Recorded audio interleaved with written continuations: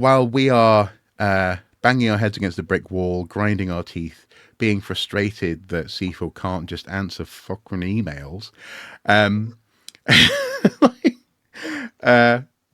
about genuine public and also industry interest questions, someone in Whitehall isn't gonna bother for 3 weeks trying to get an answer. They're just going to go, you know what, fine, and this will have an impact. And as I say, it's not about stated legal aspirations. It's about day to day, person to person, professional interactions.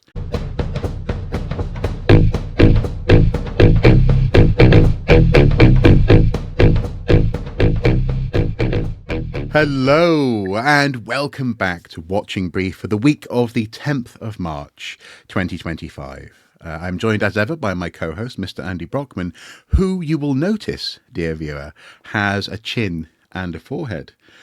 It's impressive stuff. Yeah, it's a major discovery. If anybody watched the update we published a couple of days ago on Morgan Kinney, where our viewer might have noticed that I am using a different webcam to the one I'm used to, and as you might see if you do watch that video, I'm not quite yet fully au fait with the way it frames a picture. No, but it's good to see all of your face. For my part, I trim the beard especially as well. Yeah, well, there you go. For my part, I'm looking a bit pale today. I think the webcam isn't helping. I look more ghostly than ghastly, as is my wont. However, regardless of how we're looking, regardless of how the webcam is framing us, our Watching Brief continues this week with a theme of a series of things that you are unlikely to hear elsewhere. Now, that's often the case with Watching Brief, but in this instance, it's sort of somewhat pointed and illustrated in the first instance by the fact that we have an official response, I guess, after close to a month, just over 3 weeks of reaching out to CIfA with regards to their recently departed CEO. Isn't that true, Andy? Yeah, well, perhaps new viewer start here. It's just under a month ago, the CIfA on the 13th of February, CIfA announced that their CEO, Nathan Baker, was standing down. It then rapidly emerged that we had to ask the question: had he ever actually been fully the CEO in the first place? Because it appears he never left his previous job at the Institute for Occupational Medicine. Anyway. This obviously begged a lot of questions, including how much money that they appeared to have spent on the recruitment process, which was nearly 20 grand. So we, on behalf of our archaeological public and particularly CIfA members, we asked what was going on. And we asked, and we asked, and I emailed and emailed and emailed using the, just so there was a record of us asking the questions. So I emailed the address that CIfA had published, of the honorary chair of the board, who was appeared to be handling comms on that particular issue, and answers came there none. So we decided we'd tag team it. Yes. And last week, Mark, you actually rang the CIfA office, didn't you? Yeah. Well, I gave them a call, and it took a while for someone to pick up. I think it was a sort of a forwarding service, as is often the case these days. Yeah, nothing wrong with that. No. I was getting through to general inquiries, and the person who picked up, I shan't name them, didn't seem to be entirely certain that the CEO was no longer the CEO. They said they weren't sure when Nathan's final day was. Now, that's curious in itself, isn't it? Yeah. Because the impression given in the announcement on the 13th of February was that he was standing down with immediate effect. Well, it was written in the past tense. And as far as we can tell, he has stepped down.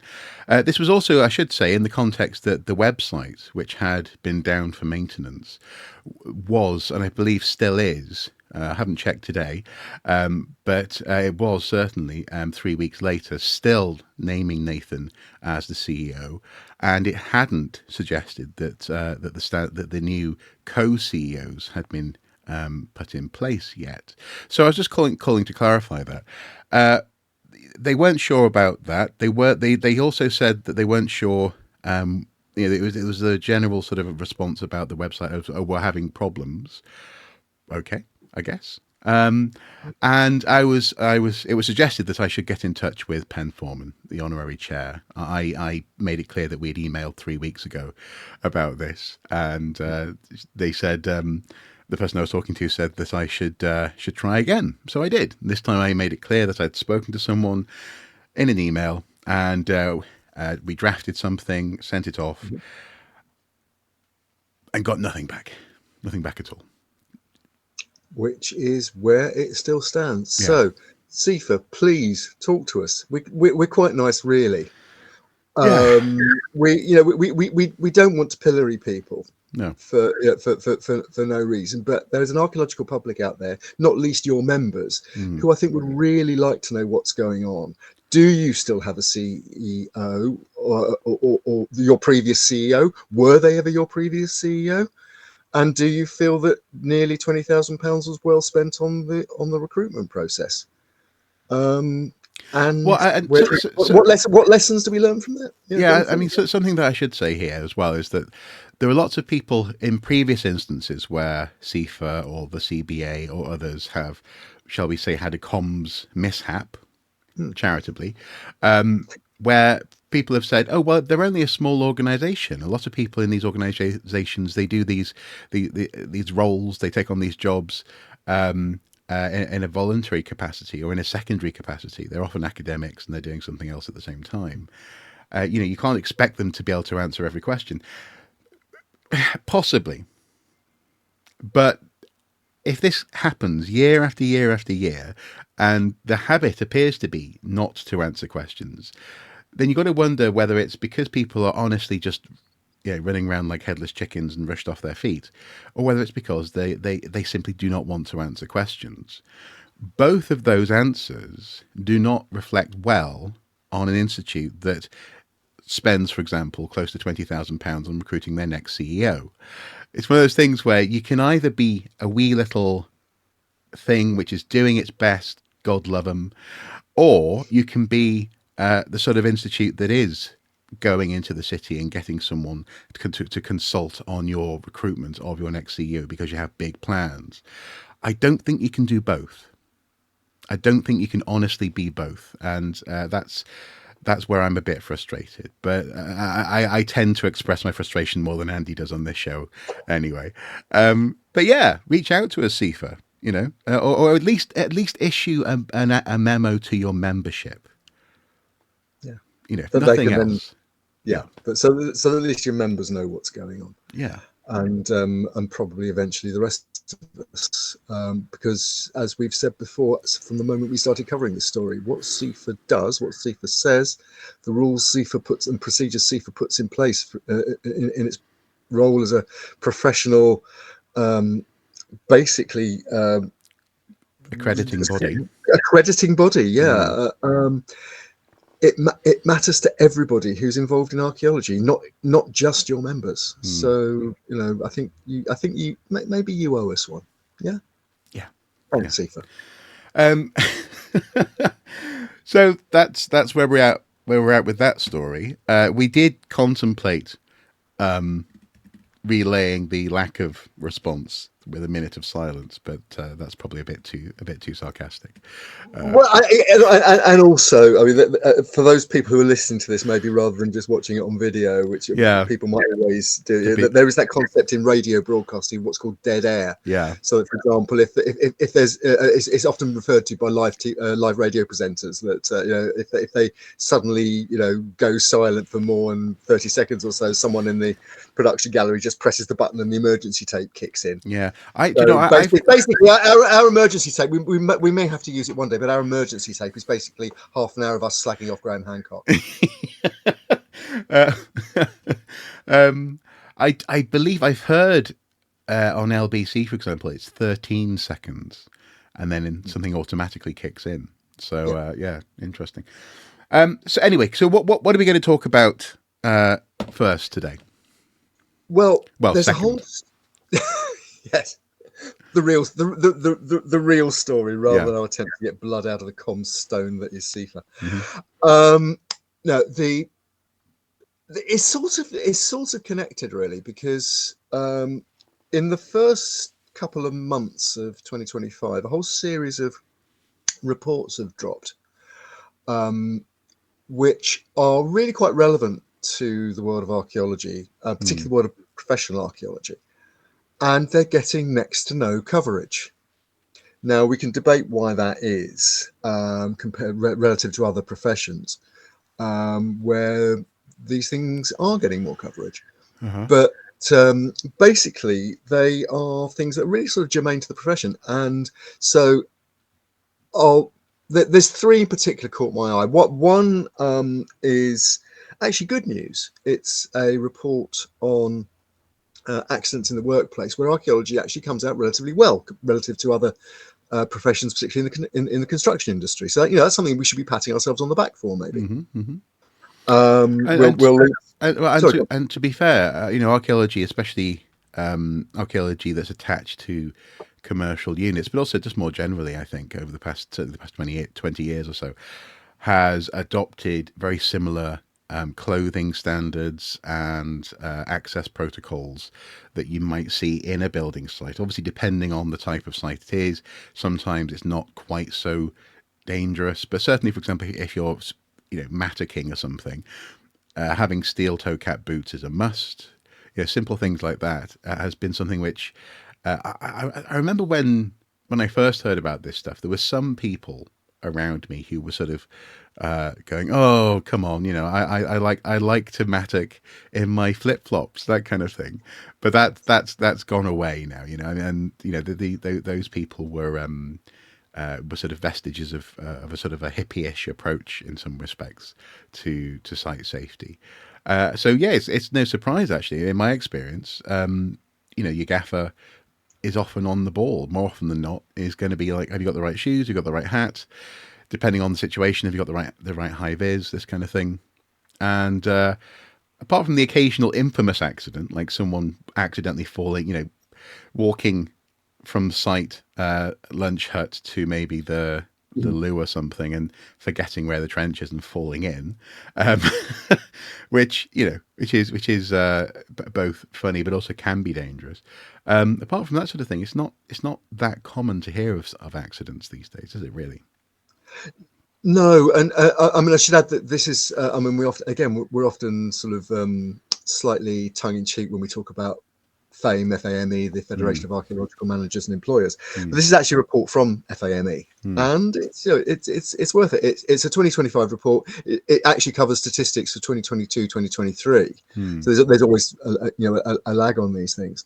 As I say, there are lower accident rates than broadly reportable accident rates than broadly in the rest of the construction industry. There are two maybe things that are worth picking out as well. One is actually such accidents and health-related absences and so on as do occur is estimated to cost 8.1 million per year in loss to developer-led archaeology. Okay. In what's described as ill health, injury, and stress. So we're good, but we're not that good. And do you know what helps with ill health and stress? Decent wages, decent wages. Yeah. If only Fame could just. Well, that's something that's something we could maybe take up with them one day if they deign to talk to us as well. Yeah. But the other one, there you go. Yeah, go on. I was going to say something else. Go on. No. No. The other thing is that the report concludes that although we're good on reportable incidents, what are called near misses. Incidents that don't make it into the full accident reporting system are actually underreported. And I would say to everybody out there, all our colleagues, if you're involved in a near miss, for God's sake, report it, because it might generate some paperwork, but it might save somebody's health. It might save somebody from serious injury. It might even save somebody's life in future. Yeah, absolutely. not least as well, actually, not least because you may not be on the next site that this particular structure is being deployed on. So whether it's an individual management or a protocol or whatever, but if a near miss hasn't been acknowledged, then next time there might just be a variable that pushes it over the edge. The wind might blow in a different direction. A car may come around the corner at the wrong time. I think it was a few years ago now that I think we first heard about someone we know. I won't name them. Someone we know being involved in a site where an old wall collapsed into the street, and it was a sort of a freak thing, but it was all to do with wind direction. And suddenly something changed, and a big thing happened. So, yeah. And on that occasion, people were killed. Yes, yeah. I was trying to remember. Not archaeologists, but people were killed. I was trying to remember whether I seem to recall. Yeah, there was a couple of civilians were killed, weren't they? People who weren't on the site. Yeah. So important stuff. Okay, so that's one thing. Anything else? It certainly is something else. Several things else. The second report that caught my eye. Now, you might remember, our viewer might remember, particularly anyone involved in professional archaeology in Britain might remember, that a year ago, archaeology was unceremoniously dumped out of a construction industry safety scheme called CSCS. It was basically a card that you applied for, took a test for, and it showed that you had basic health and safety competencies to go onto a construction site. It used to be compulsory for archaeologists to carry one if you were working in developer-funded archaeology on a recognised construction site, which is most sites in those circumstances.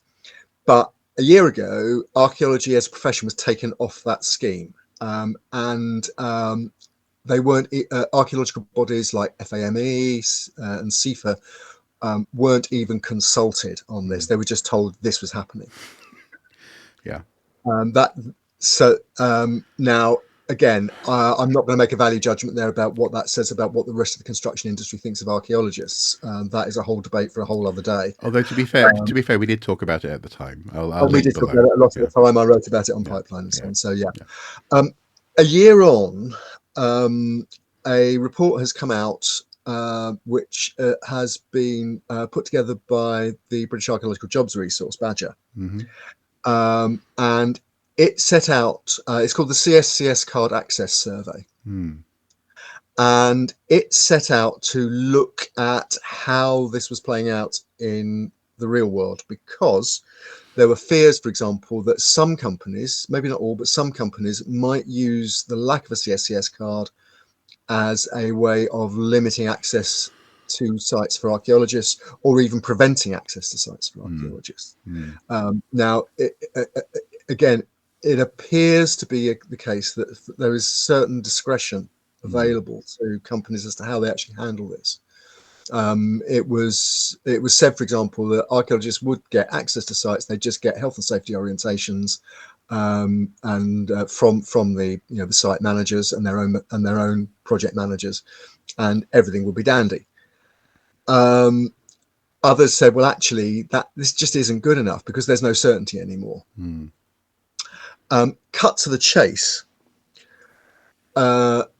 The Badger survey talked to 95 individuals, 10 contractors representing 50 or more staff. So that's a reasonable cross-section of companies. 4 smaller contractors with up to 50 staff, and another 10 small contractors. And what it boils down to is that something like just under a third of those people consulted, around about 30%, have had problems accessing sites since archaeology was taken off the CSCS scheme. Well, what's interesting there is that could be, there are probably some very good protocol reasons for that, but it again speaks to the place of archaeology and the acknowledged role of archaeology in in an ongoing development, or in a site like that where there is heavy machinery and so on and so forth, because the person in charge of that, it's not always the person at the top of the tree, but the person in charge of site safety needs to be confident that you know what you're doing, needs to be able to trust that you're not going to sort of just wear earphones and back into the way of a land mover, an earth mover, or something like that. And so, in lieu of spending the day training you, Mister So and So who's turned up, they could just say, "Have you got this card? You haven't got the card, right? You can't come on." Simple as that. Yeah. It's not necessarily a bad thing, as it were, but it is impeding the ability of archaeologists in some cases to do their jobs. And so a third of those respondents would be a third of roughly 1% of the workforce for commercial archaeology. And given that in that sense, therefore, the respondents would be roughly 1% of approximately 10,000 people. And it's worth saying as well here, if you drill down into the figures, that individual contractors, so people maybe going in as a specialist of some kind, appear to be having more problems than people who are representing a contracting unit. Yeah. So which again, that might be, if you've got a contracting unit behind, you're being brought in by the project manager who's working with the site manager. There's more of an infrastructure there, maybe to support people getting access and getting that training. And also companies know companies. Precisely. Yeah. Precisely. So your developer's going to know Wessex, and they'll go, "Okay, you with Wessex? Yeah, grand. Okay, So yeah, it's going to impact freelancers and part timers. Yeah.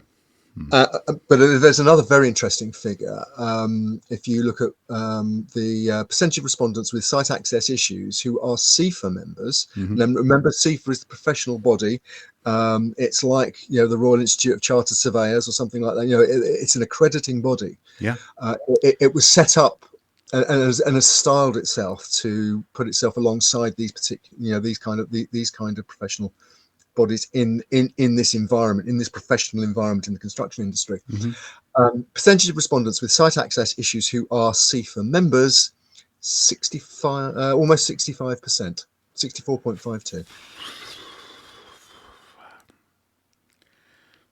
Did we reach out for comment on that?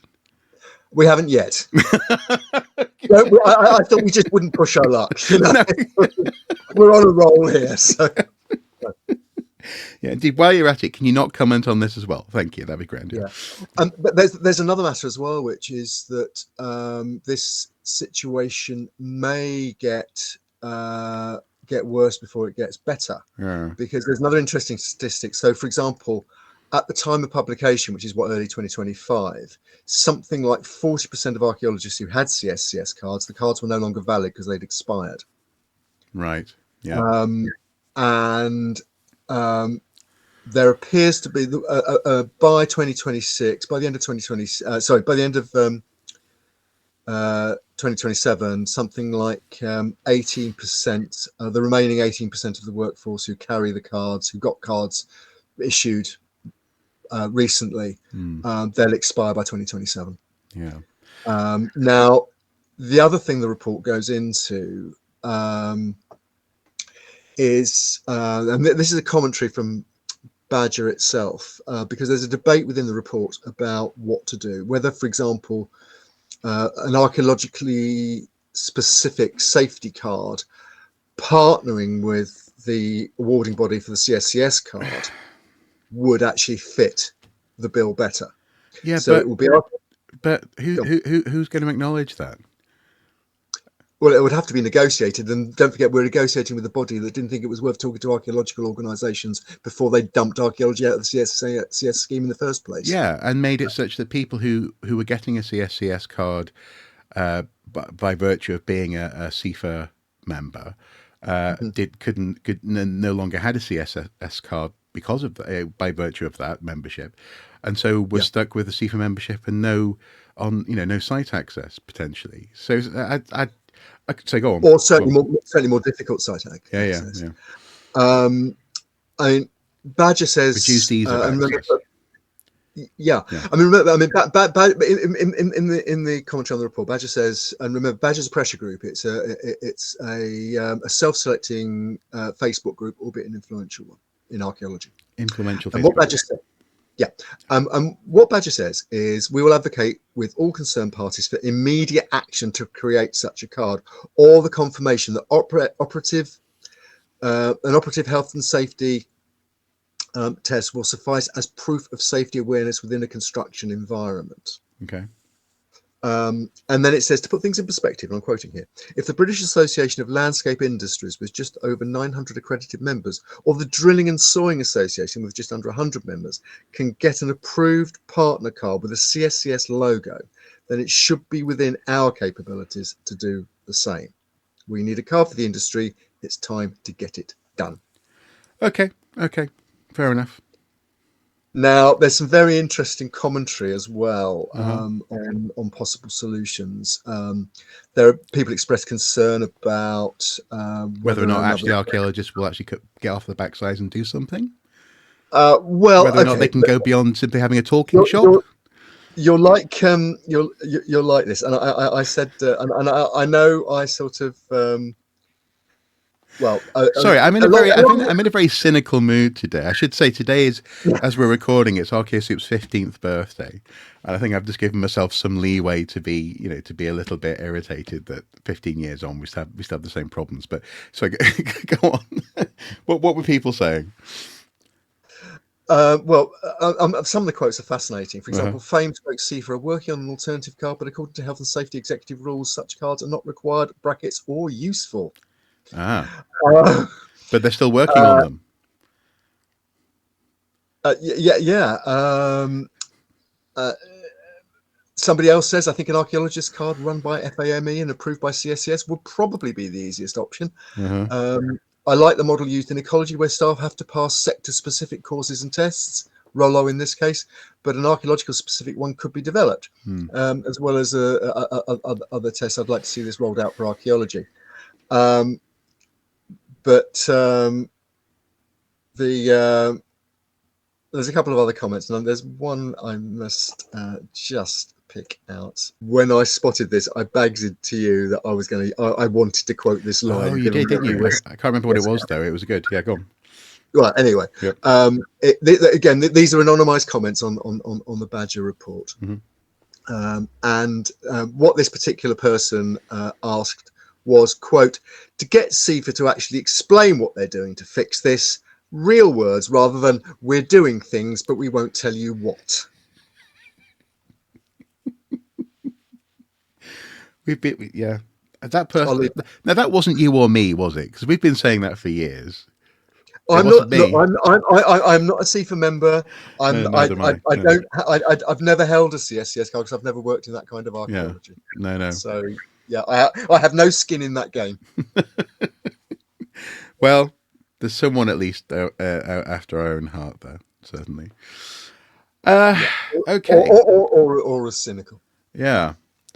So CS cards, etc.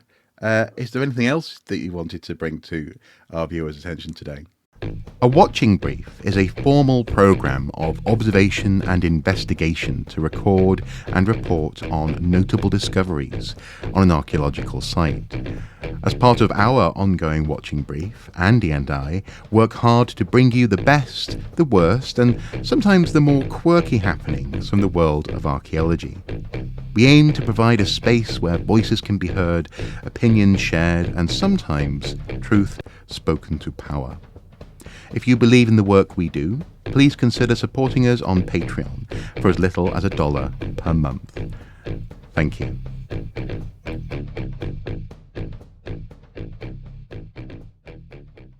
The irony of this is that we were going to lead on this story, and then the announcement dropped that Nathan Baker had resigned, stepped down, never been there in the first place, or whatever else it was a month ago. So we're a little bit late to this particular CIfA announcement.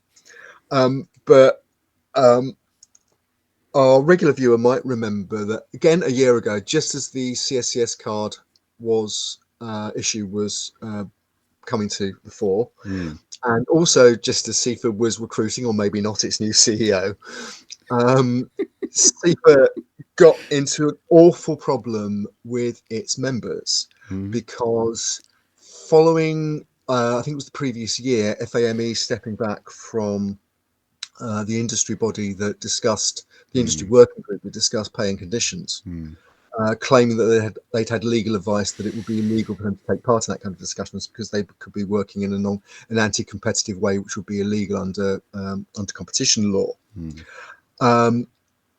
Out of nowhere, with no rolling of the pitch, CIfA announced to its members that they were not going to issue recommended pay minimums anymore. No. This just dropped out of nowhere, and it's fair to say that the membership were incandescent. Yeah. We've said many times, and we've discussed many times on the Watching Brief, archaeologists, we're a massively, in a sense, we're a 98% roughly graduate profession, but paying conditions is lags behind pretty much all the other graduate professions.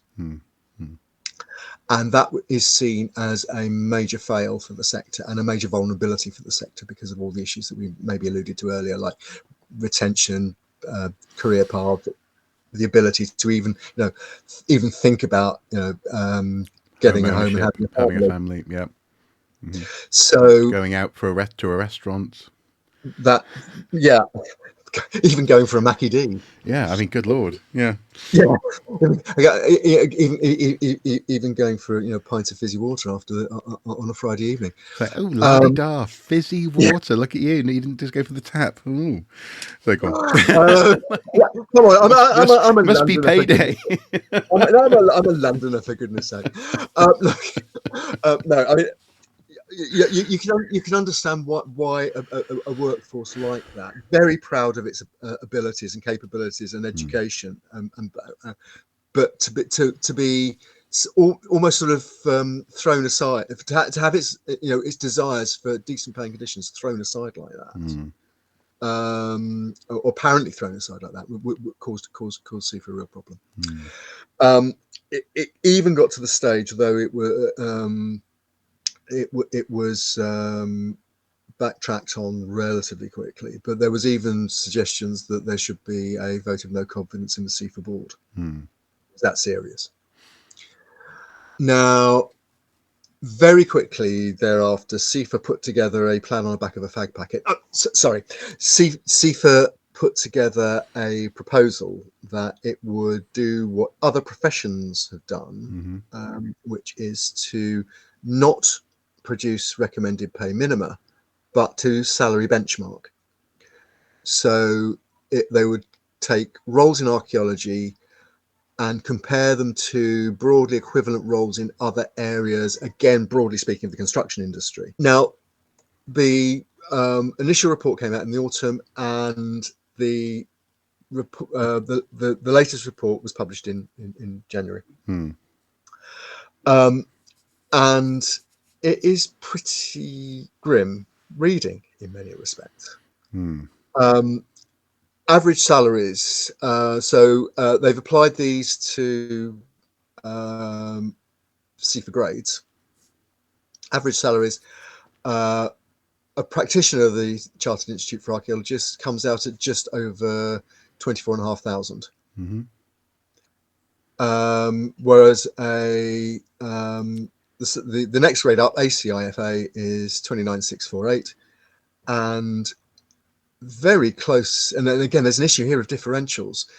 The most qualified CIfA members, the actual members grade, MCIFA, comes at 32,555. So not barely £3,000 more than the one below. So basically, we're dealing with very narrow differentials on average. Although there are, for example, there are some grades. Some companies do pay considerably more than that. Others, less so. The equivalent roles in construction, survey, museums, ecology, and environmental management were tested against the CIfA grades and so on, And if you look at the bar graph of these comparators, guess where the CIfA grade bar falls? Somewhere in the middle. Nope. Oh. It's actually towards the bottom, if not at members level, at members grade level, actually at the bottom, Right. by a considerable amount. Hmm. So basically, the pay and conditions that are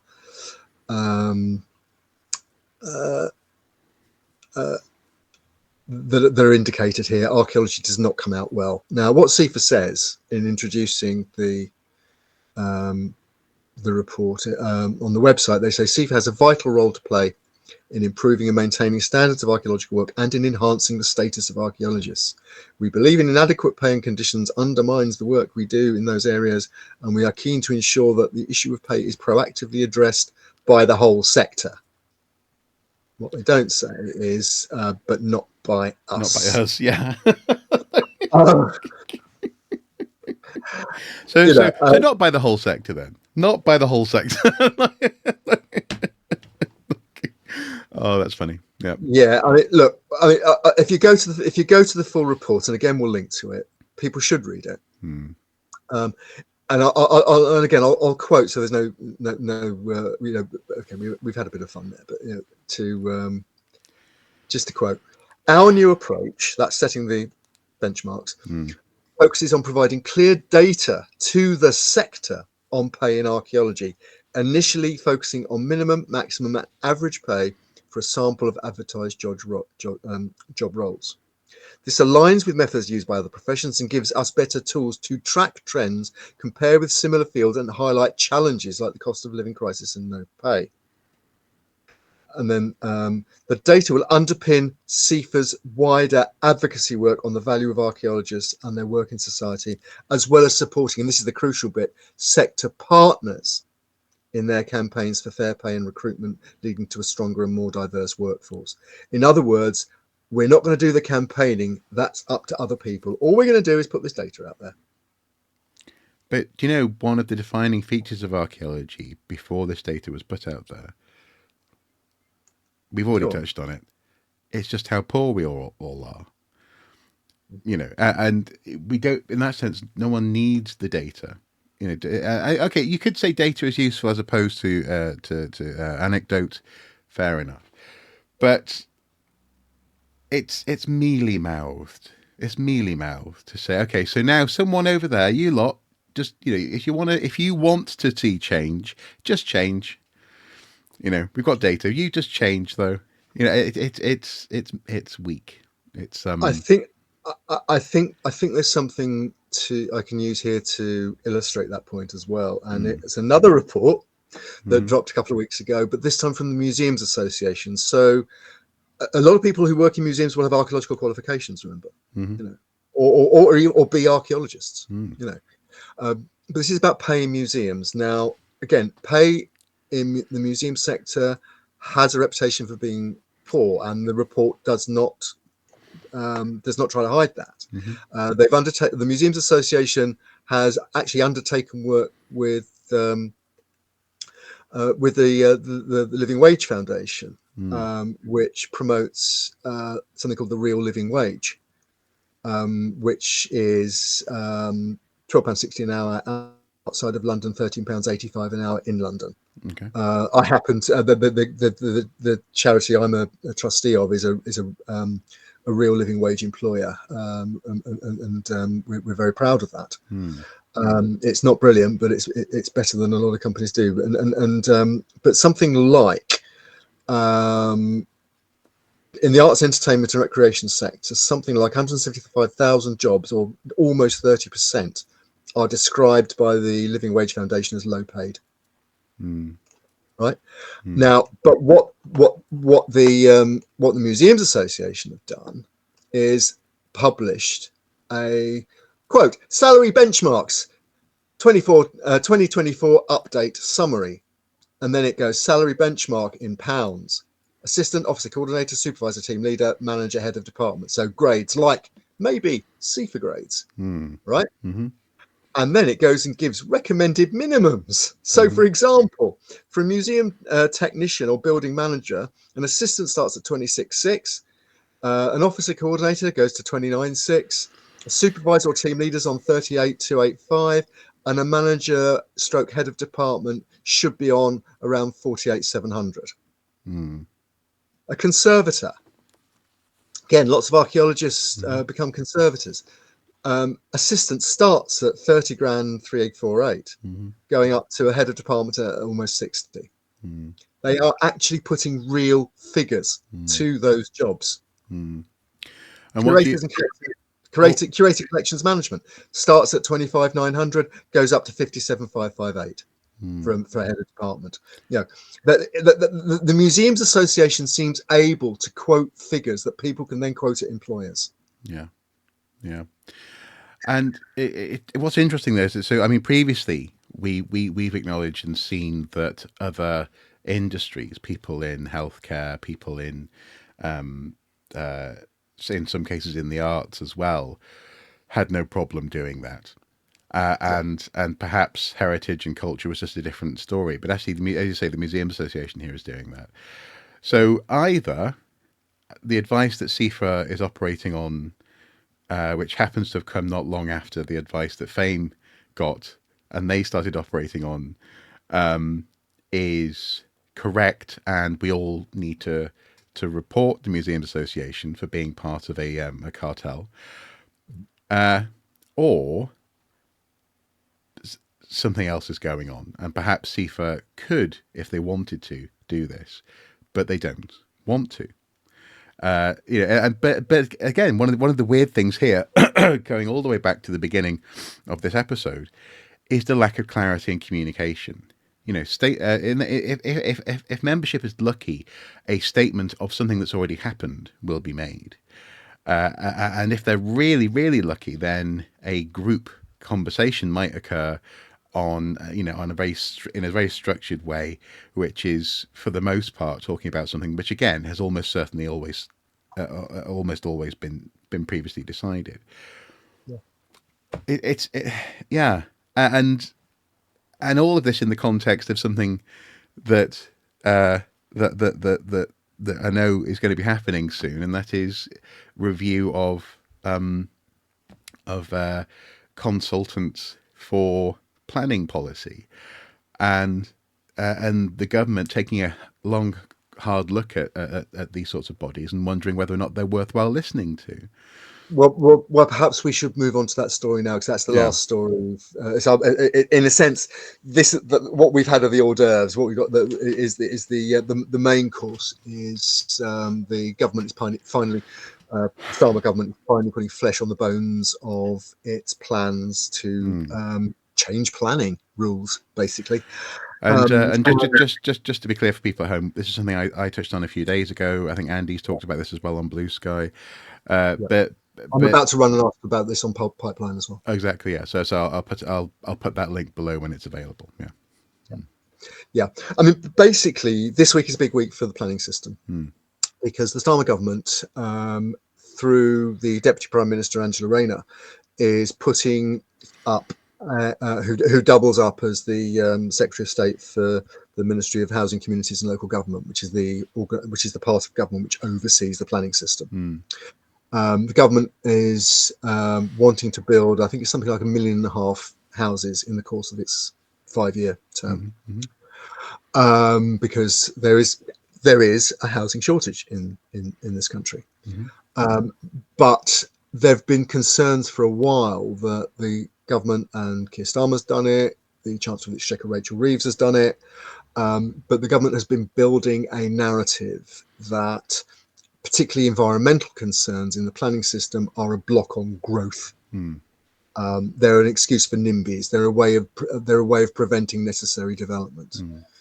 Now, again, there may be certain cases where that has been the case. Maybe the system does get gamed to a certain extent in certain cases, but normally, the developer gets their way, whether that developer is a private developer or the government. because the whole system is predicated on saying yes. Mm-hmm. Always had, since George Osborne was Chancellor in 2010, 2011, he actually changed the remit of, for example, Historic England and Natural England, so that rather than just being objective commentators on planning issues as government statutory consultees, they had a remit to support, quote, sustainable development. So, the playing field was already being tilted. Yeah.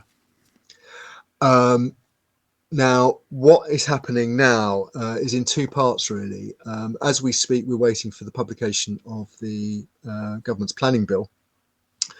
But yesterday, a second sort of stage of this was announced again by the MCLG, and I'll we'll link to the statement on the government website. But it's headed "News Story: Bureaucratic Burden Lifted to Speed Up Building in Growth Agenda."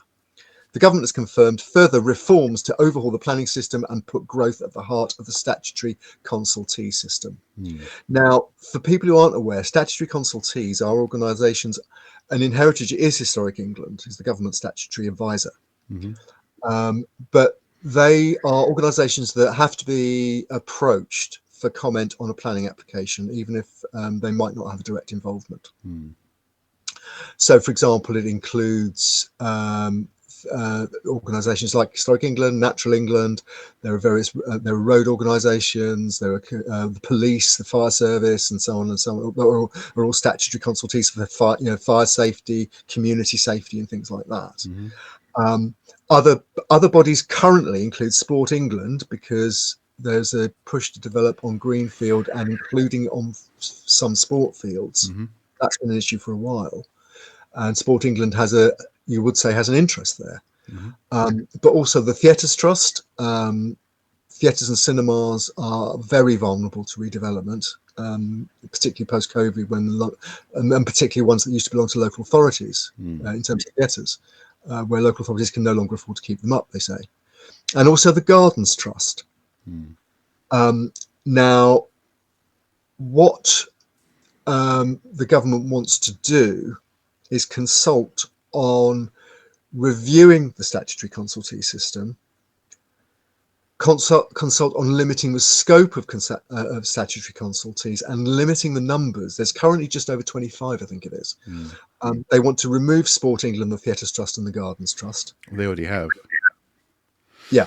Yeah, they've already made it so that they're no longer required to comment. That's right. Yeah. They want to reduce delays by putting in tight deadlines for people to comment. So, for example, there's a strict 21-day response time, and if you don't meet it, tough. And they also want to establish, quote, a performance framework with greater ministerial oversight. Now, again, people think, okay, if, say, for example, the CEO of Historic England has to report every year to the Chancellor of the Exchequer about how they've supported development, that is an indirect pressure on Historic England to do what the Chancellor wants rather than get into trouble. Yeah, so that the CEO of Historic England has something to say. Precisely. Yeah. Now they try to reassure people by saying the scope of other statutory consultees will be narrowed to focus on heritage, safety, and environmental protection. So three things that are really important to people. And heritage, obviously, it's good to hear that heritage is going to be highlighted. But the other things they talk about in this particular consultation are, for example, reducing the number of planning applications that actually go to a full planning committee, the democratically elected councillors on planning boards. The idea is that if something is compliant with the National Planning Policy Framework and with the local plan, which the council is going to be basically forced to put into place, or it will be written for it, then planning officers can give planning consent without it going to committee. Now, that takes out an opportunity for, I speak of somebody with skin in the game. I've spoken at many planning committee hearings on heritage issues. They say, for example, that they can rely on standard advice. Now, standard advice is fine so long as it's a standard system. But the moment you get any kind of slightly unusual situation, a nuanced situation, Lincoln. Well, we saw that happen, and in fact, we saw actually, in spite of this brilliant work that Sam Stein did in highlighting the problems that planning application at the White Hart Hotel was causing, that it appeared to go against national guidance. It still went through. Yeah. Historic England did not fight the corner. No. And I think at the time Sam was left on their own, basically trying to fight the entire system. Yeah, and at the time we highlighted that this was possible with current protections. Precisely. Yeah, Precisely. it's in that, arguably it's bad enough in some cases. Yeah. Yeah, exactly. And the other issue here is and this will come out in the consultation, I'm sure, but it's going to be an issue of resources. The government says it's going to recruit new planning officers. It also says that councillors involved in making planning decisions will undergo statutory training. And I have to say, boy, do some of them need it, from what I've seen. But it's how effective and comprehensive that training is, particularly when councillors have got lots of other things on their minds and that they have to know about, from adult social care to education to you name it. But also, how quickly can those planning officers be recruited? How long will it take them to gain the kind of experience they'll need to be to be fully effective, and so on and so on and so on. And ultimately, in the real day-to-day, person-to-person interactions between different parts of this system and these systems, how necessary is heritage opinion backed up by archaeological work going to be deemed? And this is why, I mean, as much as you might say, well, one of the key pillars that's been mentioned is heritage. Historic England is, I think, the main, if not the only, of the 25 linked with heritage. They're the government statutory advisor. Yeah. Therefore, what are we possibly remotely concerned about? I think I can see very easily a situation where Historic England's position is one that augments its role, its stated goal of enabling sustainable development, whatever that means, however that is interpreted on the day. And it's not defined in the NPPF. No, exactly.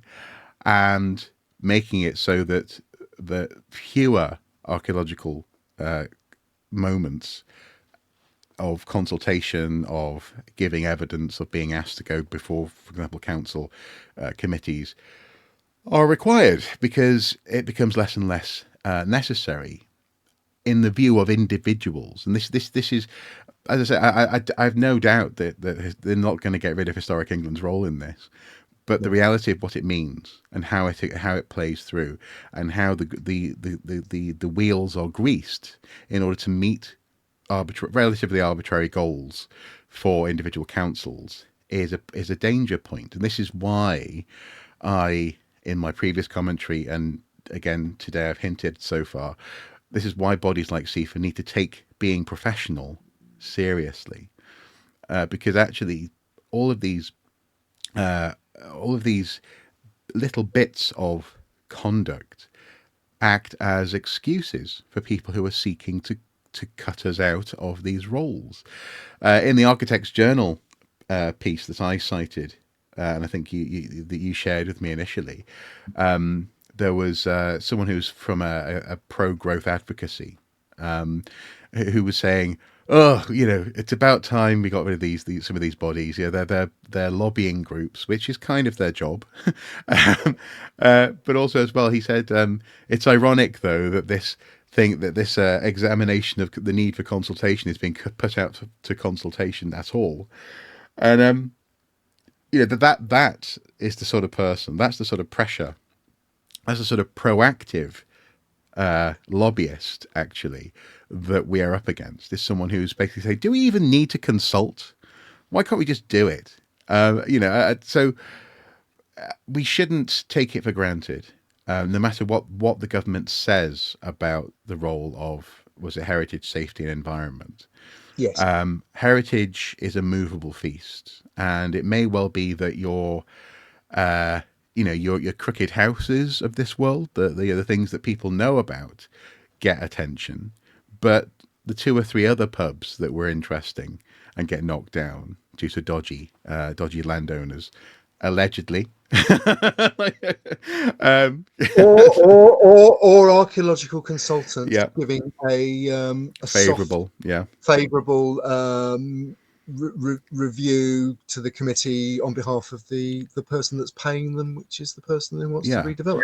And as with anything, as with water, in a river, things tend to follow the path of least resistance, and eventually the flow favours that in its entirety. It may take time, but it gets there eventually. And while we are banging our heads against the brick wall, grinding our teeth, being frustrated that CIfA can't just answer fucking emails, about genuine public and also industry interest questions, someone in Whitehall isn't gonna bother for 3 weeks trying to get an answer. They're just going to go, you know what, fine, and this will have an impact. And as I say, it's not about stated legal aspirations. It's about day-to-day, person-to-person, professional interactions. And I just, at the moment, based on an awful lot of what we talked about today, and an awful lot of, I say today as we record is Archaeosoup's 15th birthday.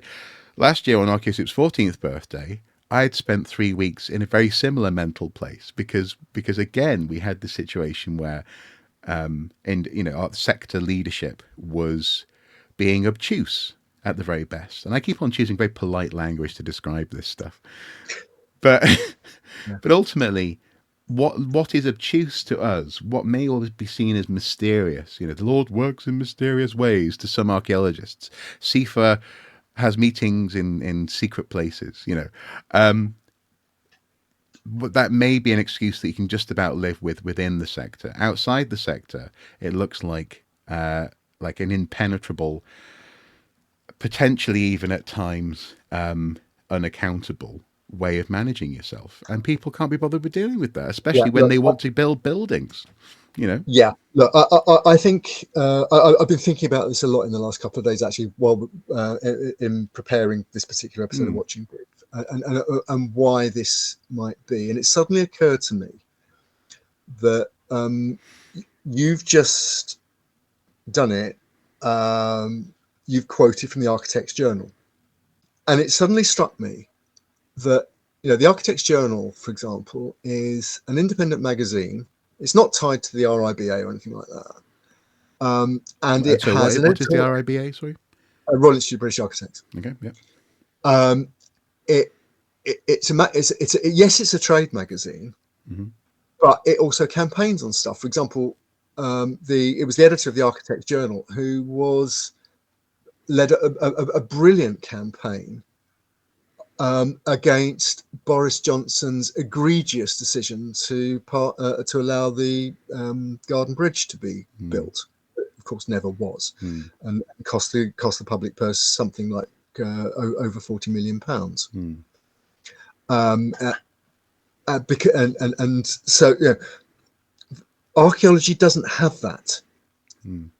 The archaeological media is, it's either touchy-feely, fluffy archaeology is wonderful, like British archaeology and current archaeology, or it's tightly tied to memberships like CIfA. So they're hardly going to campaign against CIfA. Issues around CIfA, not against CIfA, campaign against issues of concern within CIfA, say. Or it's discussed in places, and being very general here, places where people know what the direction of conversation should be, and where sometimes and this has occurred on multiple sites, for example, where comments on a particular issue are closed down by the by the site moderators. Yeah, the moment it goes off piste. Yeah, that's right. That's right. And and in a sense, I think it sort of reaffirmed. You've talked about it. It's reaffirmed what we're trying to do with the Watching Brief. We're trying to be that architects journal. We're trying to be that trade magazine which isn't tied to anybody else, and where the conversation isn't limited to what some people would like it to be. No, I agree. Support us on Patreon. Yes. Support us on Patreon. Like and subscribe and share the Watching Brief channel on YouTube. I've got the Pipeline has a Ko-fi account, so buy the Pipeline a Ko-fi or a beer or whatever. Certainly, the Patreon account I would point you in the direction of, because anyone who signs up as a Watching Brief Patreon gets the Watching Brief badge set. They do indeed. You won't be baffled anymore. You won't be baffled. Or if you are frequently baffled, you'll be able to just point to the badge. I'm baffled. Yeah, it's an interesting situation that we find ourselves in. I'm glad that we have finally got around to this collection of reports. And actually, in some ways, it's good that we did have to wait, because it's meant that we've been able to draw this stuff together, I think, in a far more pertinent way, actually. Thank you so much for watching, everyone at home. This has been this week's Watching Brief. And soon we might have a special episode about a certain person. Yes, I was working on it this morning, and in between, we're also likely to have an update on the government's planning policies and so on, possibly even later this week, because the bill is dropping today, and there will be reaction from people like the National Trust and the Wildlife Trust and so on to what the government actually says it's going to do, rather than what it's been hinting it's going to do. So we'll be looking at that very carefully. Yeah. So depending on when this comes out, we might, and depending on what's said, we might do a breaking news 15, 20 minutes on it. Or we'll do that on Monday. I guess we'll see what happens. But yeah, there's a lot coming out this week, folks, I'm sure, which you'll see. So, right, guys, until next time, do take care. Bye-bye. Bye-bye.